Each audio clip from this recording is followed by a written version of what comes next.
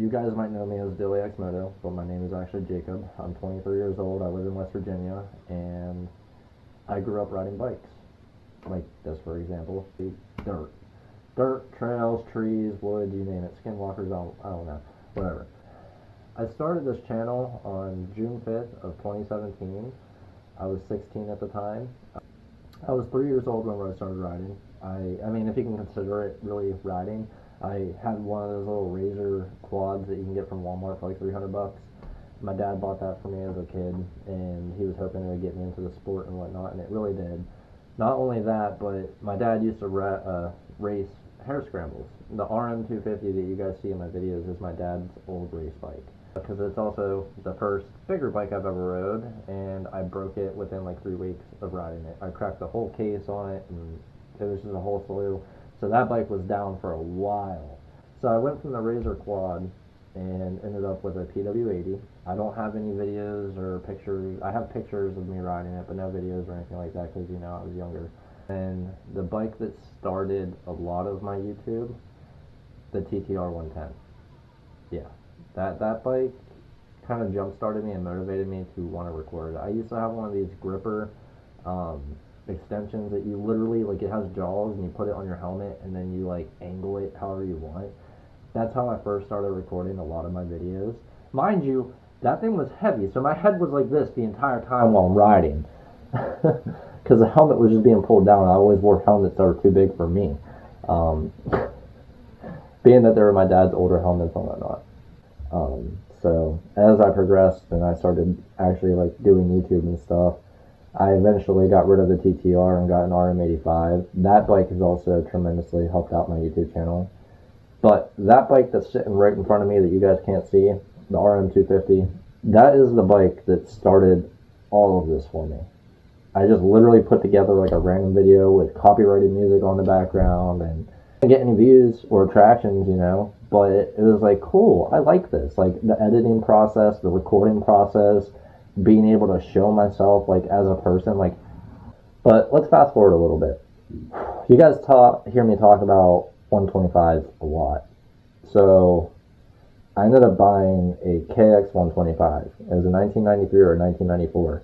All I needed was a top end, so I replaced the top end, and I could never get the clutch to work on that bike at all. I literally messed with the clutch, I checked it, everything was good. There should have been nothing wrong with it.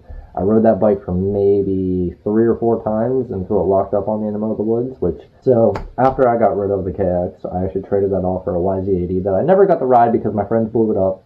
Alright, I didn't even get to ride it. I didn't even get to blow it up. But I ended up selling that, so that bike's just, we're not going to talk about that one. That one's like a lost cause. But the YZ125, man, it was a 2006. I did a lot of work to that bike.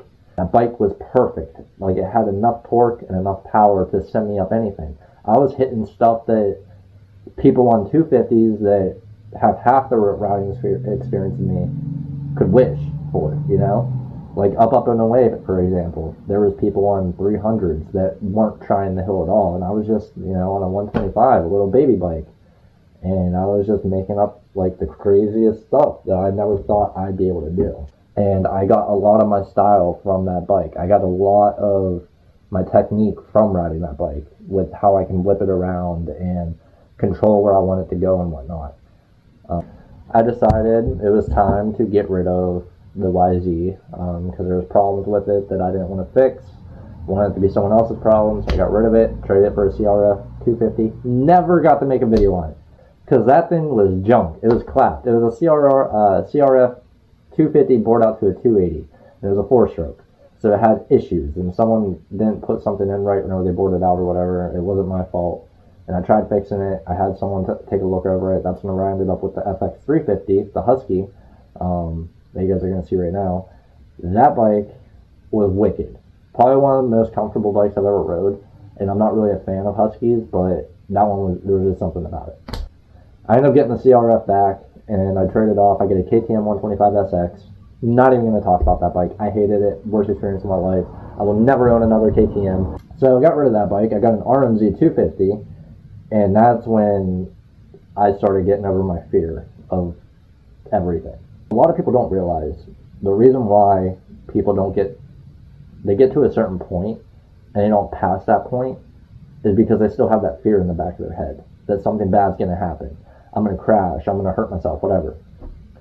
I got over that. But for me as my person and how I am, I was doing things I never thought I'd be able to do. I don't even know how to explain it. It's more of like a feel kind of situation. Like whenever you know that you hit this line so perfect and nobody else can recreate that, not even yourself. That's the kind of highs I was feeling when I was in this state of mind where like I just didn't care. I wasn't worried about me. I got rid of the RMZ for my YZ back. That's the one I looped on the road, and you guys saw that. Yeah, whatever. Rid of that again and got the RM125. RM125, yes, I made a lot of videos on it, but there's not much to really speak about. It's pretty much the same concept as with like the YZ. I was just doing things that I never thought I could do. I was speeding through everything. I never slowed down. Like I couldn't ride slow. I'm the type of person, I'm aggressive. Not with other people, but with myself. I push myself way too hard, and that's why I always end up hitting something or messing something up, whatever. But I got the RM250. It was a project that I wanted with my father that I never really had, you know? I mean, he would help me with things on the TTR 110 and show me how to do things, but then after he showed me, it was left for me to do. To figure out how to do 250, me and him indulged in this thing, dude. We did the whole new clutch basket, top end, which I already knew how to do top ends from previous work, but it was with my dad. And just to make the bike look newer and my version of it than what he had, it was a way for us to bond. Riding has always been a way for me and my father to bond. And the 250 definitely helped out in a lot of that, you know. I remember the day I actually rode that bike for the first time, and I started making my first 2 videos off of it. Well, a couple videos. My dad, he looked at me and he said, if you can start it, you can ride it. He didn't think I'd be able to start it. I didn't either, to be honest. I was terrified of that bike when I was younger. I was scared. It was like a rocket ship. Especially, like, I'm already a small guy. I was smaller back then, so me riding it, it literally felt like a rocket ship. And I remember he would tell me I have to rein it out before I let the clutch out because it needed new clutch plates and everything. The clutch was slipping. This was before he ever gave it to me. I needed any work done to it. But so in 2022, I ended up wrecking that bike pretty bad. I didn't hurt the bike, but it hurt me. I had to have surgery on my knee. I tore my ACL at both sides, so it was just kind of floating in there dangling. And I shattered my meniscus. And I didn't have surgery for like 6 months. Until 6 months later, you know. It was like the most excruciating year of my life. 2022 into 2023 was horrible. I couldn't walk. I couldn't ride. I couldn't even go down steps. I was in a brace that would lock this knee at like a certain point. I still can't fully bend it how I used to be able to. I can't get out of my head when I'm riding. I used to be able to just escape the thoughts and just go.